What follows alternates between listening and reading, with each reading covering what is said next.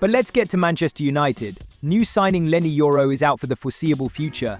Nolan, what about their pursuit of not just Matthijs De Ligt, but also Noussair Mazraoui? How's that been affected? Has that moved on at all?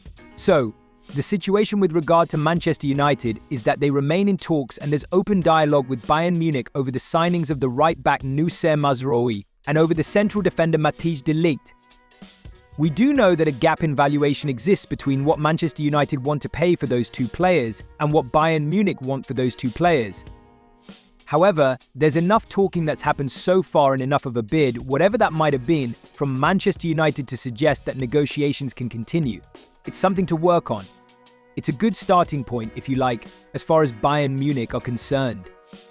As it stands, and in answer to your question, Manchester United's approach when it comes to bringing in a centre-back is not expected to be impacted by the injuries suffered by Leny Yoro. He's out for 3 months. They're looking at this more long-term, which is completely different to how they've approached transfer windows, you'd have to say, in the past. Squad space and budget is what's going to dictate whether United go back into the market for a centre-back or a right-back. Victor Lindelof could be key. We think that Manchester United would be prepared to listen to Officer Victor Lindelof because he's entered the final year of his contract. If they bring some money in for him, they'll also create squad space. Hence, there might be an avenue for someone like Matthijs De Ligt to come in. Interestingly, Noussair Mazraoui and Matthijs De Ligt have the same representative, so it's not only the same club they're talking to, it's the same representative as well. The same approach can be applied to right-back because as much as Manchester United are in the market for a right-back, namely Noussair Mazraoui, they need to get Aaron Wan-Bissaka sold before they can bring Mazraoui in. And with that situation, you've got advanced talks happening between Manchester United and West Ham United over that sale. It just feels like, I've used this phrase before, it feels like it's a holding pattern just now. Once one person can move and that deal can get agreed, it will knock every other transfer on. Bayern Munich, some might say, are in a good position here because they can see Manchester United have got an injury problem with Leny Yoro. They can see that they need to bring in a centre-back if Victor Lindelof goes. On the flip side, Manchester United will look at Bayern Munich and say, actually, we don't want to go as high as you want to go, but we know you might have to sell Matthijs De Ligt because you want to sign Jonathan Tah from Bayer Leverkusen.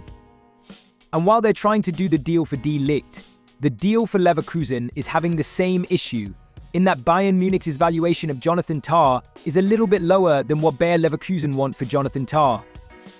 And it's interesting trying to almost like unite the two deals as well. I wonder whether that might create a little bit more of, I suppose, a dialogue there and potentially reducing those gaps in valuation if you're going for two players rather than just the one. Potentially might be a bit of a factor. Okay, so that's in terms of potential incomings, Nolan, outgoings from Old Trafford. What's the situation? This intrigues me and it's Scott McTominay who Fulham are interested in. Dialogue remains open with Manchester United. Fulham went back with an improved offer of around £20 million. That was rejected by Manchester United. Now Fulham, we understand, will walk away if they can't reach an agreement. But I feel with Scott McTominay, he still has a lot left in the tank at Manchester United and maybe his manager agrees too. Manchester United. Have a listen to Erik ten Hag here on Scott McTominay. I'm so pleased with the performance from Scott McTominay and I'm so pleased to have him in my squad. From type of person, such a huge impact on the team. Team performance is team spirit. And of course now we play him more in his advanced position, which suits him obviously much better. He's so important making calls for our team. I'm very pleased to work with him and to have him in my squad.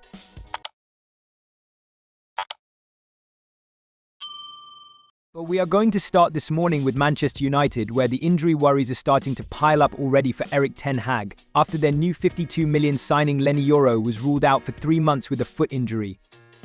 While striker Rasmus Hojlund will also miss up to 6 weeks with a hamstring problem. Yeah, ten Hag also had a double injury scare last night, as Marcus Rashford and Antony were both forced off in discomfort, though both substitutions are believed to have been precautionary. So a major blow with Yoro looking like he'll be out for 3 months. As we said, he was seen using crutches and wearing a protective boot after getting injured in their pre-season game with Arsenal. Further assessment of the injury will take place when the squad returns from the United States. As mentioned, they also had a double injury scare up front last night, with both Marcus Rashford and Antony forced off injured. We'll get updates from Ten Hag tomorrow ahead of their final pre-season game against Liverpool. However, goalkeeper Tom Heaton is optimistic that neither injury is too serious. Yeah, look, I'm not sure of the details on the injuries, but I'm pretty sure that the two tonight are very precautionary. 3 games in a week, don't take any chances. And I think the other 2 is part and parcel of it. Hopefully they won't be too long. They've both played really well so far. I thought Rasmus was really good for his short time he was there. But look, we've got plenty of strength and depth. I'm sure that, as I say, they won't be out for too long. You roll with it a little bit and yeah, we'll see when we see him when they're back. Well, if Yoro is to miss those 3 months, then it means United will be without his services for the Community Shield on August the 10th and up to 9 Premier League games. It will also leave United without a key option heading into their Europa League campaign, which gets underway at the end of September. So options increasingly thin in defence. United have just 4 recognised centre-backs. You can see them there: Harry Maguire, Victor Lindelof, Lisandro Martinez and Johnny Evans. However, that's a group that helped concede 58 league goals last season and none started more than half of United's games.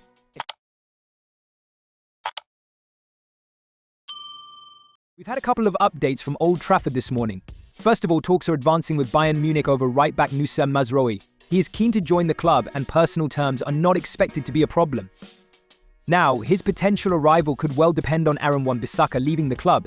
And while United discuss Mazraoui with Bayern, talks are also open over Matthijs De Ligt.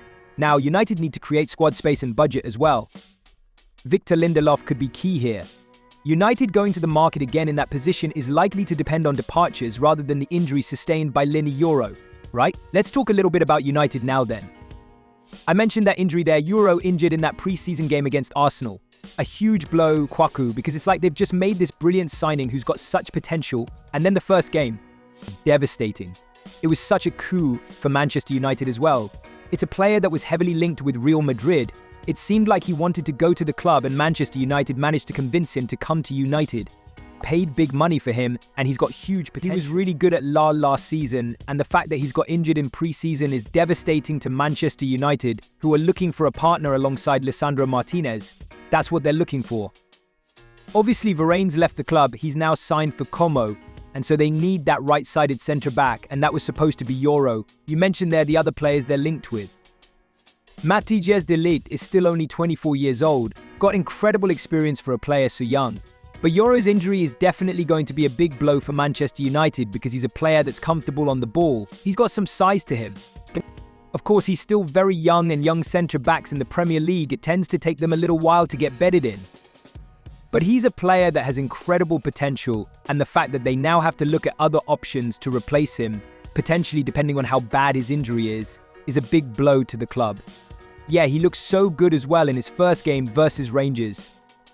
I saw so many compilations from United fans just raving about his composure, his speed, and I think it's just unfortunate because they had so many injuries last season and this is like the worst way to start a new season.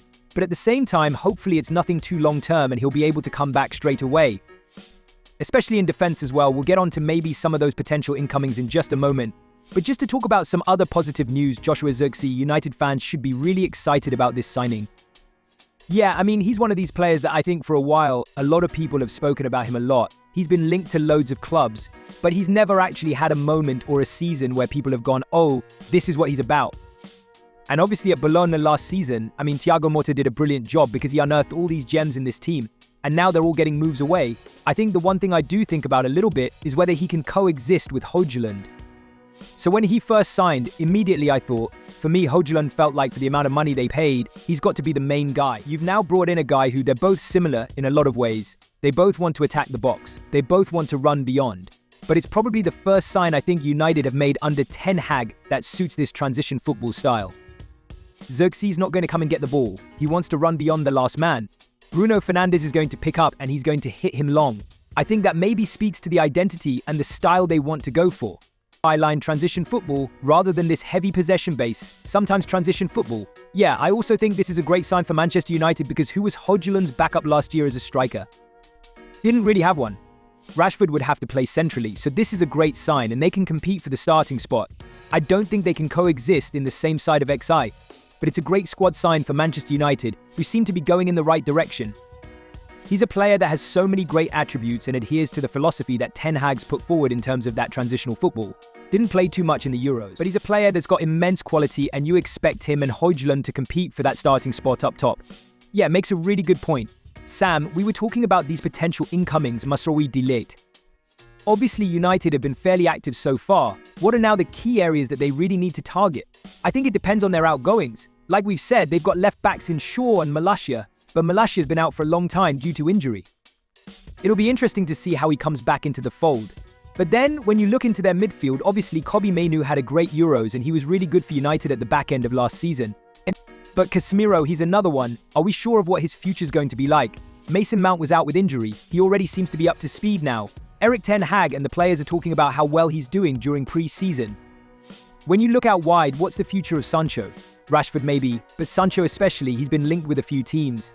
Does his future change how they attack the market for wide players? I think it really depends on the players leaving first, and then United knowing how they do that, because they don't want to have a position like other windows where they're looking for players, but they struggle to get rid of players. And then they're in a position where they have to just say, yeah, we're happy with the squad that we have, even though we know they're looking on the market. Someone who's definitely staying, Harry Maguire. He's been quite vocal about, look, I'm part of the future of this club. Really upset to miss the back end of last season as well. Missed the FA Cup final, missed the Euros as well. Firstly, let's put some respect on his redemption arc. He was pretty much done, and he became the scapegoat of the club. I think a lot of people said him and Ten Hag fell out. We don't know how much truth is in that. And it felt like the writing was on the wall. Then the back end of last season, the moment he got injured, everyone said, this is the end of Manchester United's season. Without Maguire, who suddenly became this massive, important figure, I don't think they're going to lose him because they don't want to be in a situation like last year. If Lisandro picks up an injury, then you're left with Yoro and Maguire, potentially, or Yoro and Evans. You don't want to put yourself in that situation. And I think also he is actually a very good footballer, and I think people have now regained that respect for him. And I think he's now in a position where he can actually say, I want to stay.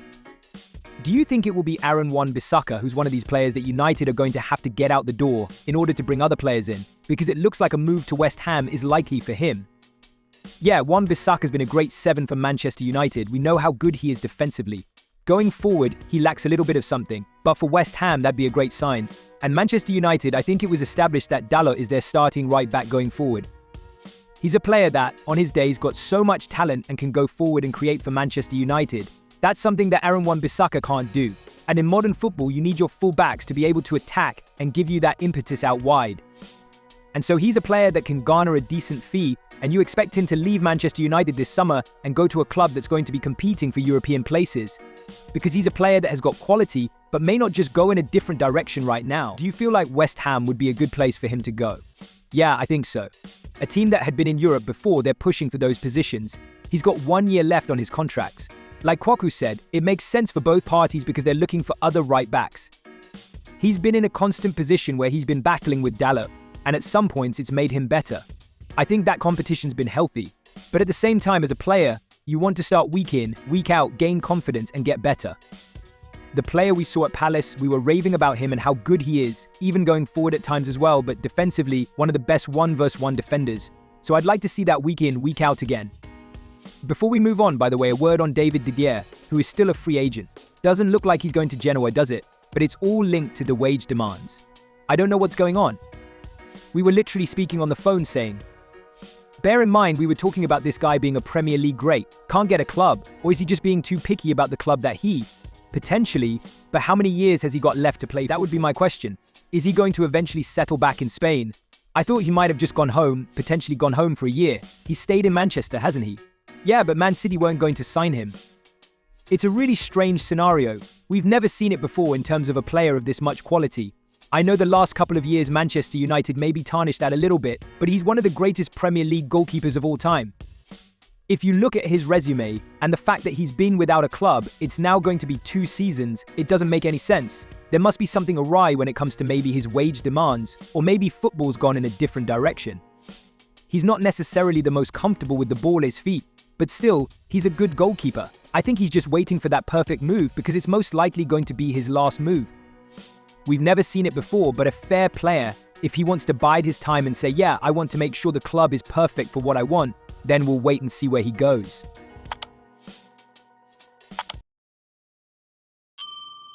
So 3 games, 3 wins. It's been a great tour of the United States for Arne Slot as Liverpool finished with that convincing 3-0 win over Manchester United. For Manchester United, there are more injury concerns ahead of the Community Shield next Saturday. Well, here's how the match played out.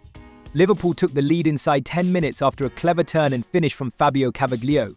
Then, Mohamed Salah crossed for Curtis Jones to make it 2-0 before half-time. After the break, Kostas Tsimikas scored Liverpool's 3rd goal, instead of reacting quickest to Andre Onana's save to score the rebound. It means Liverpool have beaten Real Betis, Arsenal and now United on their pre-season tour.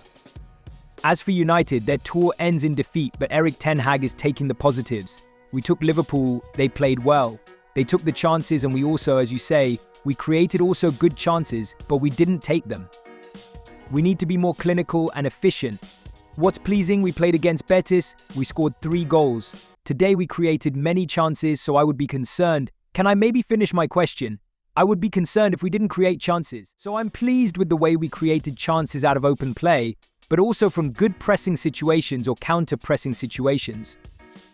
Well, Arne Slot and Liverpool didn't speak to the media after the game, but he did give quotes to the club saying this: "We saw some great goals during this tour, some great build-up situations, and I see them working really hard not to concede."